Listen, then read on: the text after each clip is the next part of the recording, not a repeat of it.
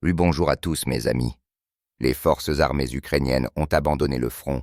Les troupes aéroportées russes ont atterri à Pokrovsk. Kiev est en panique. Avant de commencer, je voudrais sincèrement vous demander de vous abonner à la chaîne. Votre abonnement contribue au développement de la chaîne. Aujourd'hui, nous allons parler d'un événement qui change toute la ligne de front dans l'est de l'Ukraine. Après de longues semaines de frappes d'artillerie, d'assauts ciblés et de combats épuisants, les parachutistes russes ont percé les défenses ennemies et ont atterri au cœur de Pokrovsk. Cette ville a longtemps été considérée comme un nœud imprenable de la défense ukrainienne, un point d'appui de tout le groupement de Kiev dans cette direction. Mais ce qui s'est passé au cours des 2 derniers jours a été un véritable choc pour Kiev, pour l'OTAN et même pour ceux qui, jusqu'à la dernière minute, ne croyaient pas que Pokrovsk pouvait tomber si rapidement. Les forces armées ukrainiennes ont littéralement abandonné le front. De nombreuses unités qui tenaient les quartiers sud et ouest de la ville ont entamé une retraite précipitée, abandonnant du matériel, des dépôts de munitions et des postes de commandement. Selon des sources sur place, des détachements de défense territoriale et plusieurs brigades détachées des réserves n'ont tout simplement pas résisté à la pression des parachutistes russes. Et la pression était colossale. Tout a commencé dans la nuit. Selon des informations de contrôle objectif, des unités aéroportées russes, opérant en petits groupes mobiles, sont soudainement arrivées à l'arrière des positions ukrainiennes à la périphérie de la ville. Simultanément, l'artillerie a couvert les principaux nœuds de communication et les routes menant à Dobropolier et Selidovo. Cela a coupé les unités ukrainiennes de l'approvisionnement. Lorsque les premiers véhicules de transport de troupes blindées sont apparus à l'aube, la résistance est devenue chaotique. Comme l'ont rapporté plus tard des témoins oculaires, les militaires ukrainiens ont quitté leur position en panique, courant des sous-sols au cours. Beaucoup se sont rendus. Des centaines d'équipements sont restés dans les rues. La plupart sont défectueux, abandonnés faute de carburant et de munitions.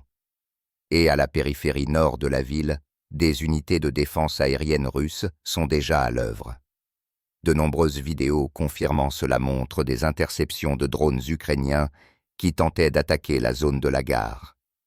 Kiev est en panique. Les rapports officiels sont publiés avec du retard, mais même les correspondants militaires ukrainiens reconnaissent que la ligne de front s'est effondrée.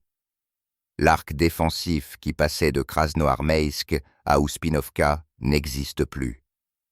Les troupes des forces armées ukrainiennes à Pokrovsk se sont retrouvées divisées en plusieurs fragments qui ne peuvent ni coordonner leurs actions, ni recevoir de soutien. Le fait que les parachutistes russes aient réussi à s'implanter si rapidement dans la ville a également été un choc pour les conseillers occidentaux. Le Pentagone a déclaré que l'opération ressemblait à un blitzkrieg soigneusement préparé. Mais à Washington, on ne parle pas du principal. L'armée russe s'est systématiquement préparée à cette percée. D'abord des frappes sur la logistique, puis l'incendie des dépôts de carburant, puis des encerclements et le nettoyage des points d'appui.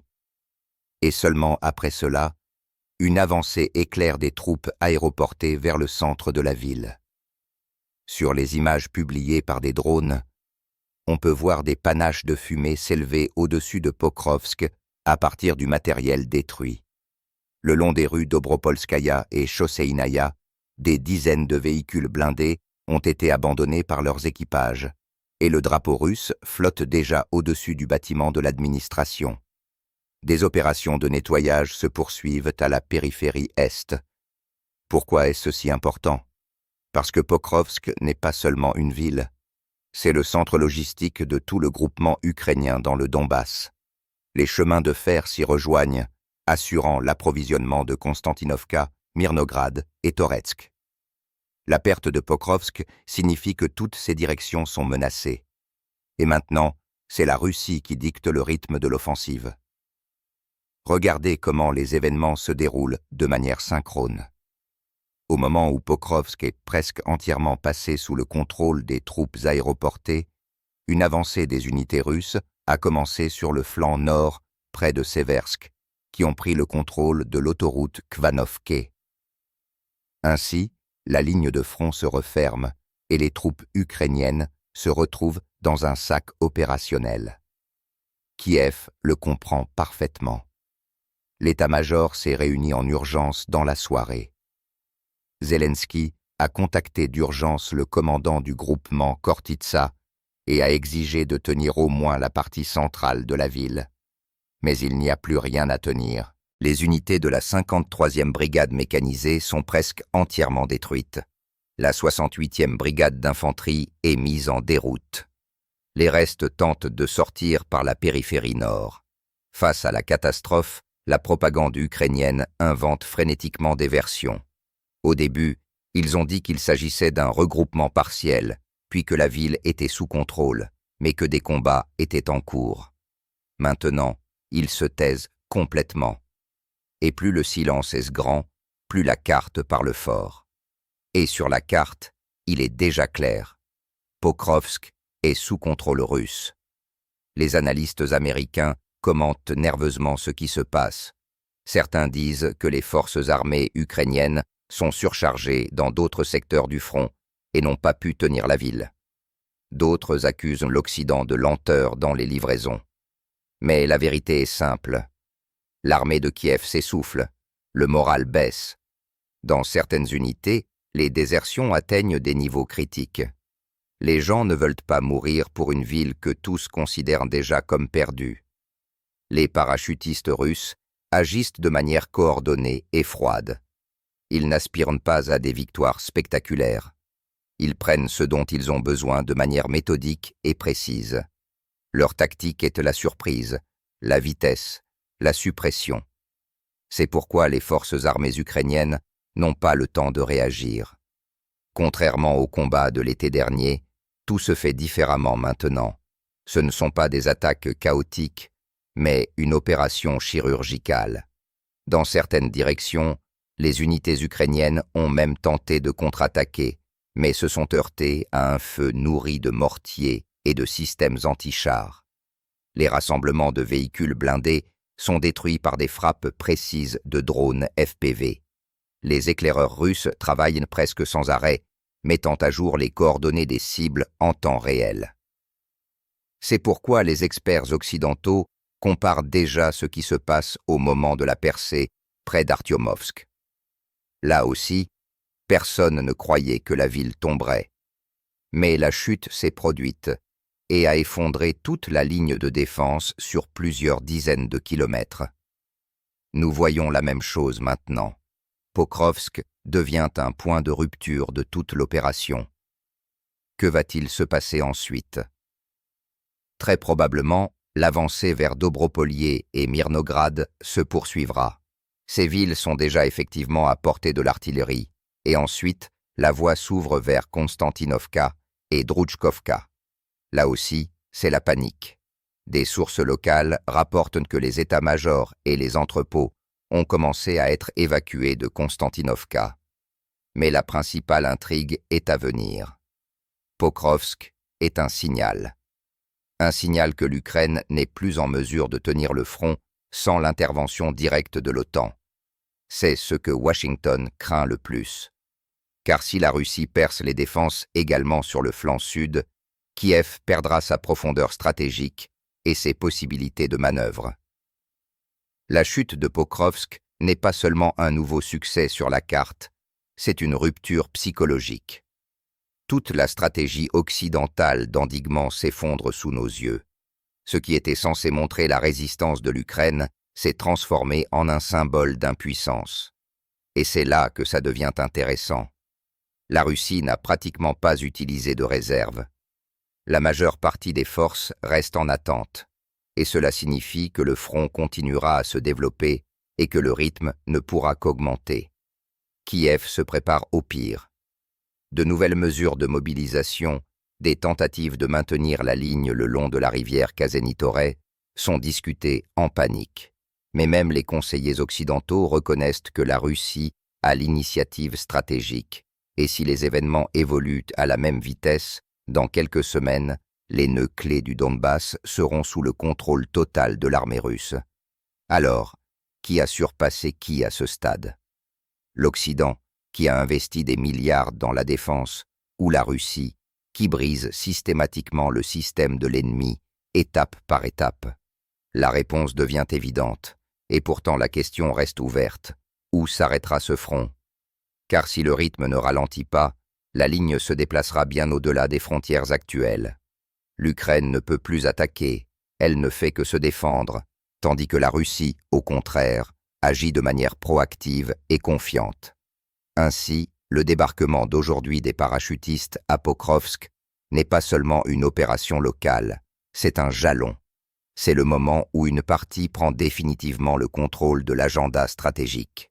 Et la rapidité avec laquelle l'ennemi prendra conscience de ce fait déterminera s'il aura encore des chances de conserver les positions restantes. Pokrovsk est tombé. Kiev se tait, et au-dessus de la ville, où flottaient encore hier les drapeaux ukrainiens, flotte fièrement aujourd'hui le drapeau tricolore. Voici la nouvelle réalité du front. Écrivez dans les commentaires, selon vous, où la Russie s'arrêtera et quelles villes seront les prochaines. Car il semble que ce ne soit que le début. La chute de Pokrovsk a été un choc pour Kiev, dont le gouvernement ne peut se remettre. Le soir, après la perte de la ville, une véritable panique a commencé au bureau du président. Zelensky a tenu une réunion d'urgence avec les commandants, au cours de laquelle il a exigé de reprendre Pokrovsk à tout prix. Mais il n'y a plus rien à reprendre. L'armée est épuisée, les réserves sont épuisées et les renforts n'ont même pas le temps d'atteindre la ligne de front. Ils se dispersent en cours de route, perdant du matériel sous les frappes des drones russes. Un officier ukrainien, cité par des sources locales, a dit directement « Nous tenons sur du vide, l'ordre est là, les forces ne sont pas là, ce n'est pas une exagération, les pertes près de Pokrovsk sont énormes. » Selon les analystes, le groupement de Kiev a perdu jusqu'à 3000 personnes tuées et blessées en 2 jours, et des centaines ont été capturées. Mais l'impact moral est encore plus fort que la défaite physique. La chute de Pokrovsk est un signal pour toute l'armée. Même les villes fortifiées ne garantissent plus la protection. Ceux qui ont construit des défenses pendant des mois voient que l'ennemi les traverse quand même comme un couteau dans du beurre. Et cela signifie que la peur revient, cette même peur que l'Ukraine essayait de chasser depuis 2022. Les propagandistes de Kiev sont pris d'hystérie. Certains blâment l'Occident pour les retards de livraison, d'autres leur propre commandement pour le chaos et la corruption. Mais le plus important, c'est que tous sentent que le moment de la rupture est déjà arrivé. La nuit après la perte de Pokrovsk, le président ukrainien s'est adressé à la nation. Le discours était décousu. Beaucoup d'émotions, peu de concret. Il a parlé de l'héroïsme des défenseurs et des difficultés temporaires, mais tout le monde comprenait que ce n'était pas temporaire.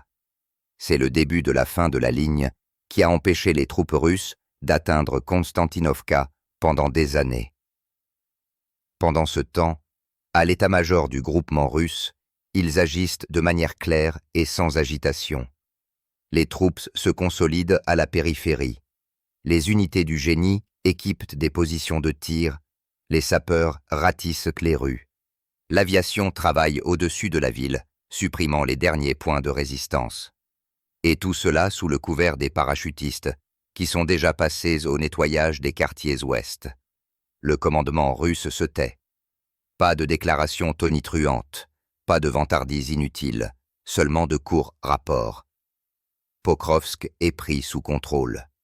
Ce laconisme effraie Kiev plus que n'importe quel discours, car derrière lui se cache la confiance. L'Occident est déconcerté.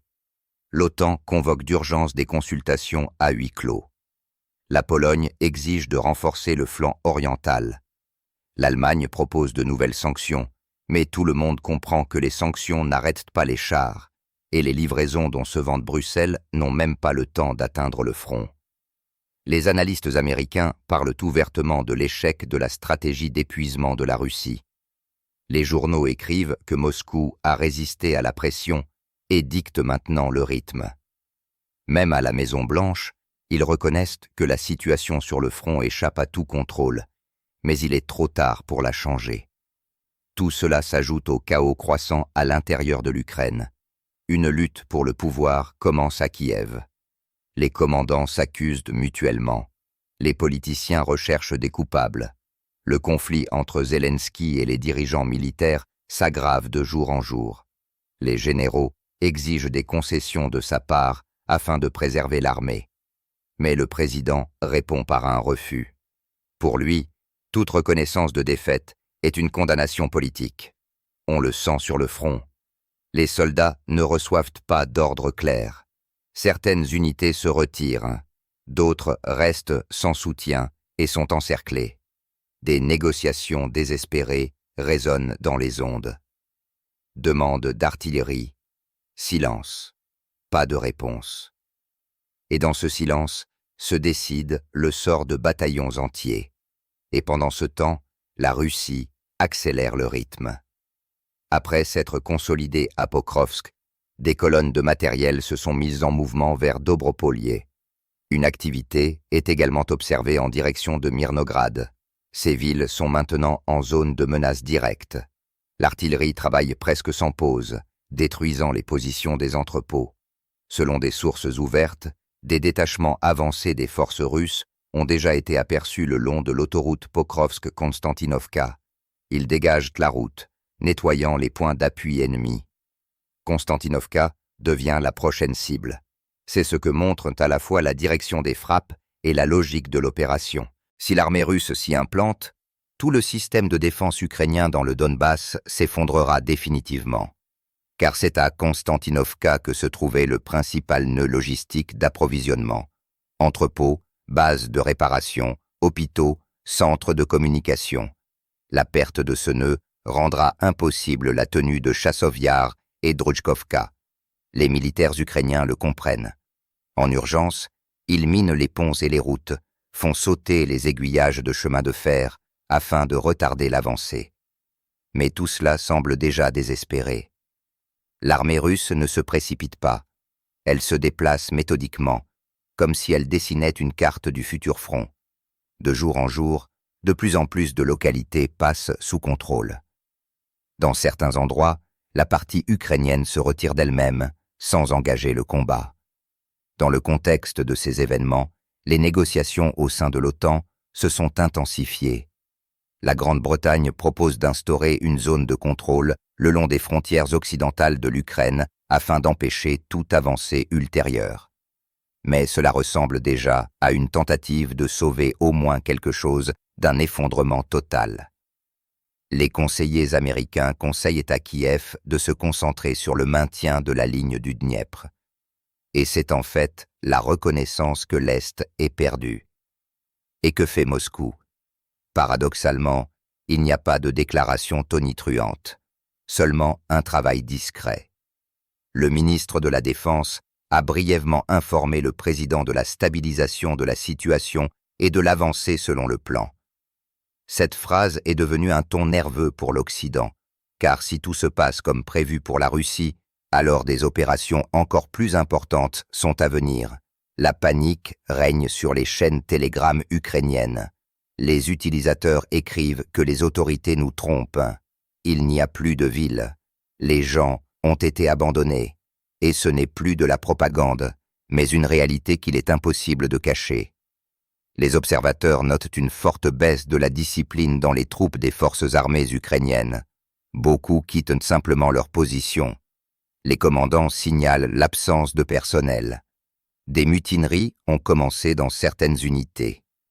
Parallèlement, les médias occidentaux préparent de l'opinion publique à un nouveau format de conflit. Les phrases « gel de la ligne de front »,« nécessité d'un compromis »,« fenêtre d'opportunité diplomatique » résonnent de plus en plus souvent, et derrière ces formulations se cache la reconnaissance de la défaite. Pendant ce temps, les correspondants militaires russes publient des images des régions libérées de Pokrovsk. du matériel détruit, des caisses de munitions, des documents abandonnés et, le plus étonnant, d'énormes entrepôts d'armes occidentales abandonnés à la hâte. Tout cela témoigne de l'ampleur de la fuite, mais le plus intéressant est à venir. Les rapports mentionnent de plus en plus souvent des mouvements vers Konstantinovka et Druzhkovka. Cela signifie que l'opération n'est pas terminée. Au contraire, elle n'entre que dans sa phase décisive. Si l'armée russe parvient à développer son succès et à prendre le contrôle de ces villes, le front dans l'est de l'Ukraine cessera définitivement d'exister. Kiev perdra non seulement le territoire, mais aussi le droit moral de parler de victoire. Et c'est là que la question se pose. Que se passe-t-il ensuite? L'Occident donnera-t-il à Kiev de nouvelles ressources, alors que même les anciennes n'ont pas aidé? Ou commencera-t-il à chercher une issue par le biais de négociations, en essayant de sauver la face? Très probablement, dans les semaines à venir, nous verrons les deux lignes, des déclarations tonitruantes de soutien et des contacts discrets en coulisses. Mais le fait demeure, l'initiative appartient entièrement à la Russie. Un tel tournant ne se produit pas par hasard. Il est le résultat d'un long travail systématique, d'une logistique, d'un renseignement et d'une tactique précis.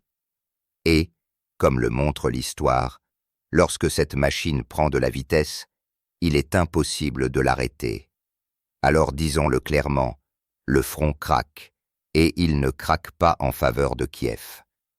Ce qui a commencé à Pokrovsk se terminera bien plus à l'ouest, et alors le monde verra que tout ce que l'on appelait encore hier une ligne de défense s'est en réalité avéré être une ligne d'illusion. Voici la nouvelle réalité. La Russie dicte à nouveau les règles, et l'Occident cherche des explications à la raison pour laquelle un autre pari sur son épuisement s'est transformé en sa propre défaite. Écrivez ce que vous en pensez, mes amis, où, selon vous, la prochaine frappe aura lieu, Konstantinovka, Druzhkovka ou peut-être Kramatorsk. Car, à en juger par le rythme, ce n'est que le début d'un nouveau chapitre décisif de cette guerre.